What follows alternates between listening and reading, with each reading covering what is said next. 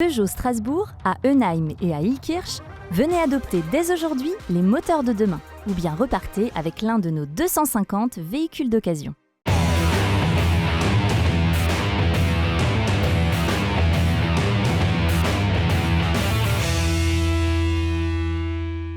Bienvenue dans Top Sport, décidément. Ce soir, nous vous emmenons sur la glace pour parler hockey à Mulhouse, mais aussi pour parler sport auto avec un Alsacien qui participait au trophée Andros. Justement, en sport auto, des nouvelles de Sébastien Loeb et d'un jeune Alsacien, un potentiel futur champion de F1. Pourquoi pas? Et puis du sport féminin avec les volleyeuses de Mulhouse en réussite à domicile ce week-end. Et on va parler football avec notre invité du soir, Martial Rich. Bonsoir. Bonsoir. Capitaine de l'US Réunion. Il sèche l'entraînement ce soir pour être spécialement avec nous. Ça, c'est de la chance. C'est privilégié, ouais. Il y a eu un super week-end puisque Réunion caracole en tête ou est co-leader de son groupe de N3 après un match renversant et une victoire ce week-end dans un des derbys de la saison contre la réserve du Racing. C'est un peu votre bête noire en plus cette saison. Il y avait une petite revanche à prendre. Ça fait plusieurs années qu'on ne gagnait pas contre eux. Ouais, donc là, c'était bon. Ouais. On continue à en parler tout de suite. Tout à l'heure, on commence, Mathieu, avec du sport auto. Ouais, du sport auto avec plusieurs Alsaciens qui étaient sur les rangs. On commence avec le plus connu d'entre eux et le plus âgé des trois, en tout cas Sébastien Loeb sur les routes du Monte-Carlo pour la première épreuve de championnat du monde de cette saison. Ça a été compliqué pour l'Alsacien sur sa Hyundai avec notamment cette sortie le troisième jour. Ça a été très compliqué pour l'Alsacien, septuple vainqueur pourtant du rallye de Monte-Carlo, mais qui a été très loin du trio de leaders emmené par Sébastien Ogier, Thierry Neuville et le Gallois Effin. C'est finalement son coéquipier Thierry Neuville qui a fini par s'imposer, un peu de baume sur le cœur de l'Alsacien, relégué à la 6e place à plus de 5 minutes du vainqueur. Saison qui va être risque d'être un petit peu longue et compliquée pour Sébastien Loeb qui devait participer à la deuxième manche du championnat du monde. Ça sera en Suède mi-février, mais son écurie Hyundai a annoncé aujourd'hui qu'il ne ferait pas partie des 3 voitures Hyundai engagées. Affaire à suivre pour Sébastien Loeb, en tout cas qui commence petitement sa saison marine. Un autre Alsacien, vous le disiez, plus jeune, il s'agit de Yann Erlaché. Ça pourrait être son fils, presque. Il était à Lens-en-Vercors dans l'Isère pour la 5e course du trophée Andros. C'est donc une course de voitures électriques sur glace. L'Alsacien a remporté les qualifications et est resté hors d'atteinte lors de la finale. Une victoire donc qui lui permet de se positionner à la 3e position au classement général. Dernière manche lors de la compétition ce week-end à Super-Bresse qui permettra de déterminer le vainqueur de cette édition 2020. Et on sera d'ailleurs justement à Super-Bresse pour cette finale. On en reparlera évidemment dans l'édition Top Sport de lundi prochain pour la grande finale de ce trophée Andros. Et puis sport auto toujours. Vous avez peut-être sûrement déjà entendu parler d'Emilien Denner, un Alsacien qui a été champion du monde de karting en septembre dernier à seulement 17 ans. Il se lance désormais en F3. Il participait ce week-end à la Toyota Racing Series à Teretonga, le circuit de course le plus au sud du monde. C'était en Nouvelle-Zélande. Résultat, il signe sa première victoire en F3. Donc des débuts très encourageants pour lui. Merci Marine, on va passer au basket avec la saison noire qui continue pour la SIG qui avait un match couperé très important ce week-end contre Orléans. Aurénus, ça s'est très mal passé sur le parquet dans un premier temps, une défaite 80-77, la 10e défaite consécutive pour la SIG, toute compétition confondue. Une défaite de trop qui a coûté sa tête à l'entraîneur emblématique de la dernière décennie, Vincent Collet, qui a été remercié et mis à l'écart par le club. L'entraînement a été confié à son adjoint, le Finlandais Lassi Tuovi, et évidemment pour faire bonne mesure, Ali Traoré, le capitaine, a été mis à pied dimanche suite à des altercations avec ses coéquipiers, avec le coach, avec le président, avec le manager du club. La totale, la SIG quasiment éliminée de Coupe d'Europe et qui, vous le voyez, pour la première fois, je suis obligé de vous montrer la deuxième moitié du classement pour trouver la SIG. 11e à 2 victoires des playoffs, mais surtout avec 2 victoires seulement d'avance sur Chalon-sur-Saône, le premier relégable, 17e. Si le Portel semble mal en point, en tout cas, la SIG regarde clairement vers le bas et va devoir se concentrer sur son maintien. Affaire à suivre, notamment dans l'affaire entre le club et Ali Traoré qui pourrait, imagine-t-on, quitter le club. En tout cas, saison très très noire et galère, Marine, pour le sport alsacien. Et puis comme en basket, rien ne va, décidément, vous êtes penché sur la disparition de Kobe Bryant qui est passé dans sa jeunesse par l'Alsace. Oui, on le connaît pour sa carrière hors norme aux États-Unis, notamment ses 5 titres obtenus avec les Los Angeles Lakers. Sur les images que vous voyez là, sa performance stratosphérique face aux Raptors en 2006. C'est un match où il avait inscrit 81 points. points. Mais vous le saviez peut-être pas, il a vécu quelques mois en Alsace, à Mulhouse plus précisément. C'était en 1991. Kobe Bryant avait 12 ans seulement. Avec sa mère et ses sœurs, il a suivi son père qui était venu s'engager avec le club de basket de Mulhouse, le MBC à l'époque. Et vous le voyez là, la famille était hébergée à Mulhouse, à l'espace Squash 3000. L'établissement a d'ailleurs gardé une trace de leur passage. Kobe Bryant était donc resté 6 mois dans la ville. Il était à l'école à Bâle, mais suivait son père régulièrement à l'entraînement. Écoutez justement un extrait d'une interview réalisée par l'équipe. I talked to some of your father's teammates back then, and they remember you, actually. And they all said he was going to see us and wanted to play one-on-one. You were 12 at that time. Always, because I wanted to learn.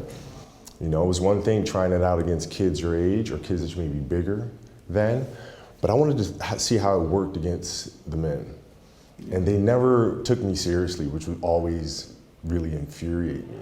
And I wanted to just, okay, if I make 3 in a row, then they're gonna say, okay, you know what, little kid, I'm gonna have to play some like semi-serious defense. And then I gotta just make one more, bam, then like, okay, that's it, kid, that's it. And then they would, you know, block my shot into like the 20th row, and then that would be that, and then I'd have to figure out why that happened. Triste nouvelle évidemment pour tous les fans de basket. On va passer au football avec notre invité Martial Arif de l'US Sarre-Union. Je vous emmène lors du match de ce week-end. C'était du côté de Molsheim contre la réserve donc du Racing. Le Racing en bleu et blanc. Sarre-Union évidemment donc en rouge. Ça démarre très vite. 5 minutes de jeu à peine. Ilunga pour Lassine Keita. Le petit caviar, ça fait 1-0 pour la réserve du Racing avec beaucoup de jeunes joueurs. Beaucoup de joueurs qui avaient commencé en U19 lancés par François Keller. Les Bleus qui doublent la marque quelques minutes plus tard par Noé Sommer. 2-0 après 15 minutes de jeu. Alors que Sarre-Union est co-leader du championnat, mais ils se reprennent rapidement. La jolie déviation de Naifi pour Vianney Sherman qui ramène Sarre-Union à 2-1. C'est le score à la mi-temps. On a eu beaucoup d'occasions dans un match très sympa à suivre, très vivant. La belle déviation à nouveau pour Sherman qui rate le cadre en début de seconde période. Mais regardez ce joli centre, encore un caviar de Hent sur la tête de Sherman pour le doublé et l'égalisation du club d'Alsace-Bossu de partout à l'heure de jeu. Et 10 petites minutes plus tard, regardez à la réception de ce long coup franc, Paul Maurice qui venait de rentrer en jeu, qui d'une reprise de volée trouve la lucarne. Le Racing qui va pousser un petit peu en toute fin de match. La plus belle occasion, la voici, sauvée par le gardien Anthony Mfa. La Sarre-Union renverse donc la vapeur, s'impose 3-2, enchaîne une deuxième victoire à l'extérieur après un carton à Sarreguemines 5-1, une 4e victoire consécutive. Pourtant, vous avez comme dit battu 2 fois cette équipe du Racing cette saison quand on est mené 2-0 par une équipe qui vous a battu 2 fois. Pourtant, on se dit que ça va être compliqué, que c'est la bête noire. Et finalement tout va bien. Ouais, on aurait pu douter, mais on se sentait fort quand même si on perdait 2-0. Mais c'est vrai qu'on avait peur de prendre 3-4, mais on avait une certaine confiance en nous quand même, quoi. C'est très particulier de jouer une réserve. C'était presque une opposition de style. Sarre-Union, c'est une équipe, on va dire, expérimentée, un peu roublarde, avec du foot assez direct. En face, les jeunes du Racing, forcément, c'est jeune, c'est assez technique, c'est très discipliné. C'est une vraie opposition. Ouais, ça va très vite. En plus, sur la surface de terrain, on a joué sur un synthétique. Le jeu était vraiment plus en leur faveur. Et nous, c'est vrai qu'on est plus destructeurs, mais on est aussi capable de marquer des beaux buts. Comme destructeurs, on a vu, carrément. Vous assumez complètement. Non, mais après, c'est le niveau. Après, j'étais jeune comme eux. J'allais aussi vite à un moment donné. Sauf que maintenant, j'ai 10 ans de plus. Donc, on sait un peu comment aborder ces matchs. Après, ça reste toujours fair play. Ça reste dans le jeu, quoi. Viril mais correct. C'est ça. On jette un œil au classement peut-être, Mathieu ? Ouais, parce que regardez, ça devient très intéressant pour le club d'Alsace-Bossu, Sarre-Union qui est co-leader donc, du championnat avec la réserve de Metz. Et puis ça commence à faire un petit trou sur les suivants, sur les Vosgiens de Taron, de Raon-l'Étape notamment, d'autant que Sarre-Union a un match en moins. Vous voyez que Bissheim est 6e, la réserve du Racing 7e. Vous êtes du genre à regarder le classement, vous le connaissez par cœur, ou vous allez me dire qu'on joue le maintien et que rien n'est fait, ou on regarde quand même vers le haut quand on est à cette place-là? C'est sûr que ça fait plaisir de se regarder et de se voir deuxième avec un match en retard. Moi, je me considère aujourd'hui comme premier du championnat. Mais après, on va dire c'est long. J'ai connu des séries de défaites, des séries sans victoire. Donc là, on va prendre du plaisir. Et si on peut jouer jusqu'au bout devant, on restera devant, quoi. C'est quoi l'objectif du club cette saison? On sait que c'est compliqué pour un club comme Sarre-Union de remonter en National 2, ce qui était le CFA à l'époque où vous avez connu ce club. Les joueurs, on ne se pose pas la question quand on est joueur? Non, on ne se pose pas la question. Après, le budget, c'est pas à nous de le gérer. Après, on a joué en CFA. Moi, j'étais à Sarre-Union, j'étais recruté pour jouer en CFA. Donc, retrouver le niveau de CFA, c'est l'objectif. Bon, ça fait trop longtemps que je suis dans le niveau N3 et quand on a connu au-dessus, c'est un peu, on va dire, dénigrant par rapport à ce qu'on est capable de faire, quoi. Vous êtes capitaine, vous disiez tout à l'heure, vous étiez jeune comme eux il y a 10 ans.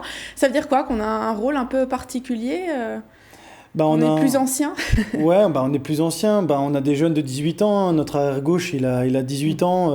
Il n'a pas connu les centres de formation. Et on est là pour les encadrer, faire partager l'expérience.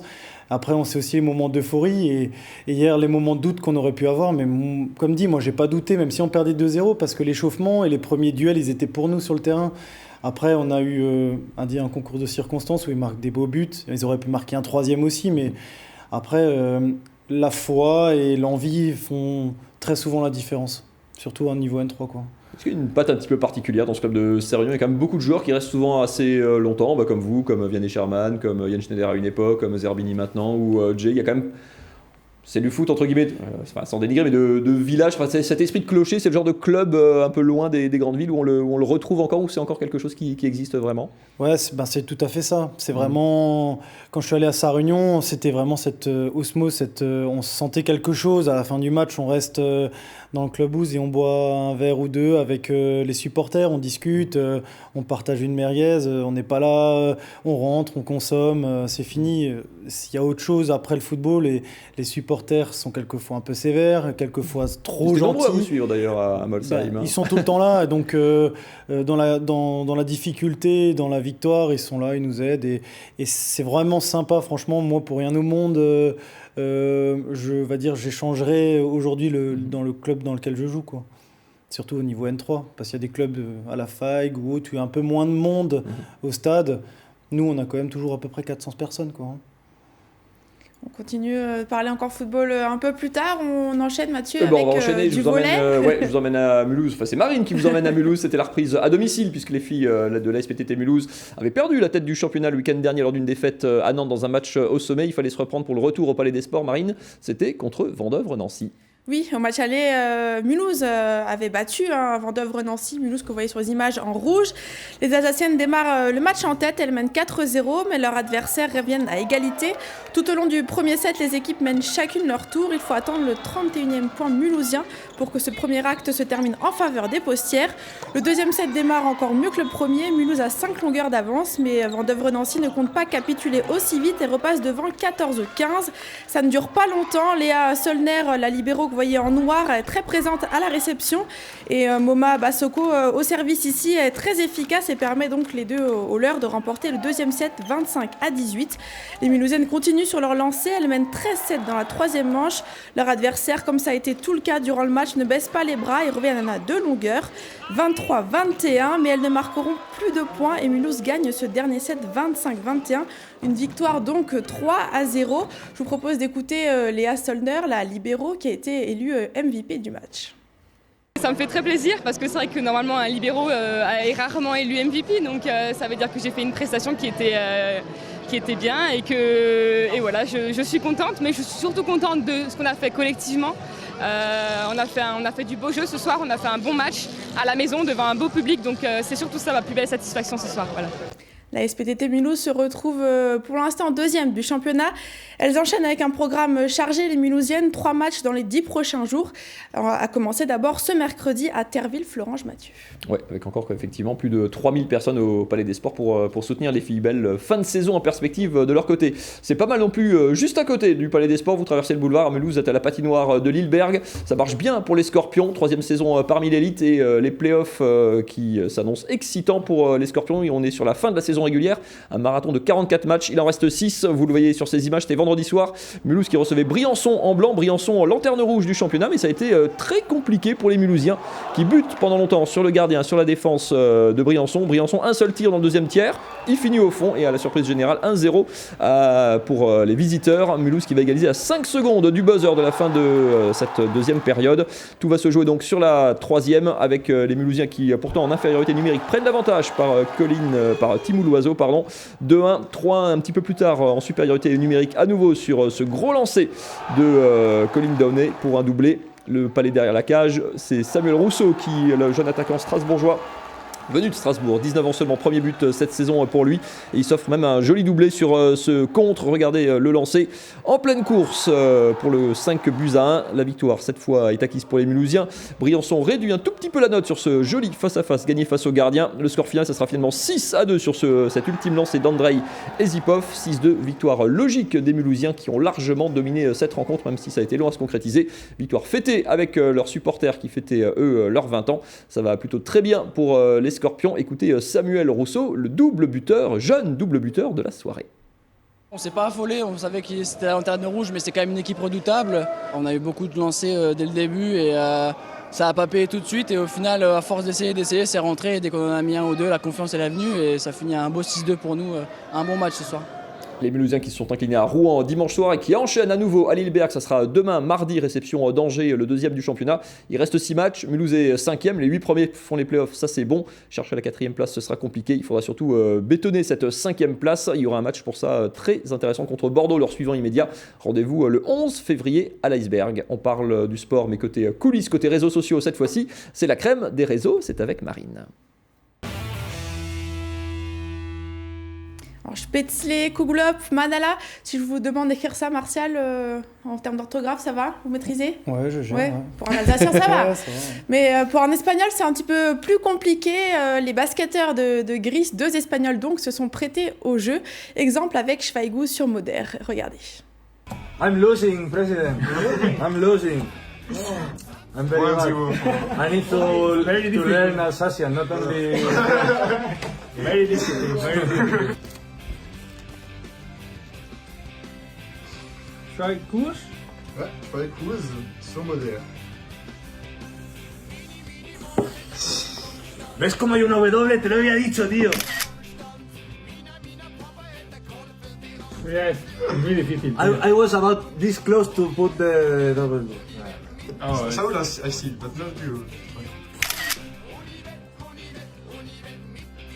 Il y a du boulot, hein. C'est pas encore gagné. Avec un K à chaque fois, quand même, Schweighouse. Il y a du boulot, mais en même temps, quand on est espagnol, je veux bien croire que c'est effectivement un peu compliqué. Allez, ça inonde les réseaux sociaux en ce moment. Le Dolly Parton Challenge à la sauce sport alsacien, Marine. Oui, il a été lancé par la chanteuse américaine du même nom. Alors, le principe, eh bien, c'est de publier une photo de soi qui correspond à chacun des réseaux sociaux. 4 photos de profils différents, donc une photo plus professionnelle pour LinkedIn, un peu plus sexy pour Tinder, etc. On s'adapte. Alors, il y a un club en Alsace qui s'est prêté au jeu. C'est le club de Souffle, le club de basket. Alors, côté un peu plus pro, on a opté pour le coach, mais plus sexy pour un joueur, hein, Sylvain Sautier. Voilà, bon, chacun fait comme il le souhaite. On ne sait pas s'il est consentant, hein. Oui. On lui posera la question à l'occasion. En parlant challenge, justement, je ne sais pas si vous avez sûrement déjà entendu parler du crossbar challenge, peut-être même que vous avez tenté. Non. Ça se fait en foot surtout. Regardez les images, ça se fait pas mal en football, mais il y en a qui se sont mis en hand. C'est le club de l'ESAB et c'est l'assistant coach qui a tenté et c'est plutôt pas mal. C'est même carrément réussi. Ce qu'on ne sait jamais, c'est combien il y a de tentatives avant, quoi. C'est pas mentionné, non. Au basket, vous essayez, non? Ben ouais, avec le cercle peut-être, mais bon, c'est... Ouais. C'est facile, quoi. C'est que ça rentre pas, en fait, si on touche le cercle. C'est encore raté. C'est terminé? Oui. Cool. On passe au reste en football avec notre invité Martial Riff. La suite de la saison pour l'USA Réunion, ça va être... On regarde le classement, on regarde pas le classement, on se dit quoi dans le vestiaire quand on est en tête d'un championnat? Personnellement, je pense qu'on va regarder le classement, mais en fait, là, on se déplace beaucoup à l'extérieur, donc on prend les match après match, et quand on va à Raon à prix et qu'on reçoit de nouveaux prix sur une double confrontation, on regarde surtout le match en soi, parce que derrière les autres, ce qu'ils font, plus on regarde soi-même, plus on va pouvoir les creuser, quoi. Donc, mais après... C'est surtout qu'on va à 2 gros matchs casse-pipe à Raon et à Prix-les-Mézières, un grand déplacement. Des équipes qui sont juste derrière vous au classement. On dit quand même avec beaucoup de confiance quand on vient de gagner 2 matchs à l'extérieur, quand on est sur 4 victoires consécutives. C'est pas forcément des séries fréquentes quand même quand on est joueur. Non, c'est pas fréquent, mais l'année dernière, on avait fait une première partie de saison sans défaite. Donc avec Léonie en coach, c'est habituel à sa réunion. Après non, on veut enchaîner. Après, plus on gagne et plus on sera tranquille et plus on pourra rêver d'une montée en N2. Après, c'est long, hein. Il y a tellement de matchs encore et on ne sait pas la période hivernale qu'on aura, les terrains difficiles et autres. Il y aura peut-être encore des matchs remis, donc ça va aller vite. Comment est-ce que vous vous organisez à ce niveau-là? Parce qu'on n'est pas professionnel, on n'est pas amateur non plus.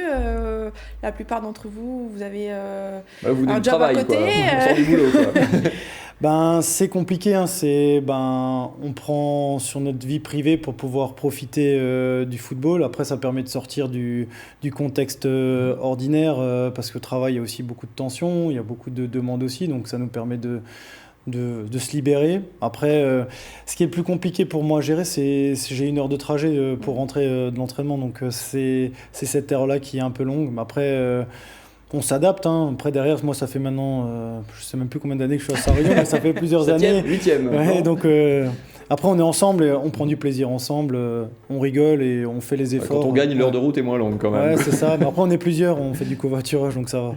Juste un regard, comme dit sur là c'est de la N3, hein, comme dit quand on parle de montée, quand on regarde ce qui se passe au-dessus, quand on voit Mulhouse qui galère en N2, quand on voit Haguenau qui galère en N2, quand on voit Schiltigheim qui galère en N2, on se dit qu'il y a quand même un fossé difficile à combler pour un club qui monte, qui est promu. Oui, c'est compliqué, surtout que depuis qu'ils ont réduit un peu les championnats, c'est de plus en plus... Pour moi, c'est quasiment le premier championnat professionnel. Quand j'étais à ce niveau... En N2, la majorité des joueurs sont pros, quoi. Je pense qu'ils ont des contrats fédéraux ou des montages qui leur permettent de ne pas travailler.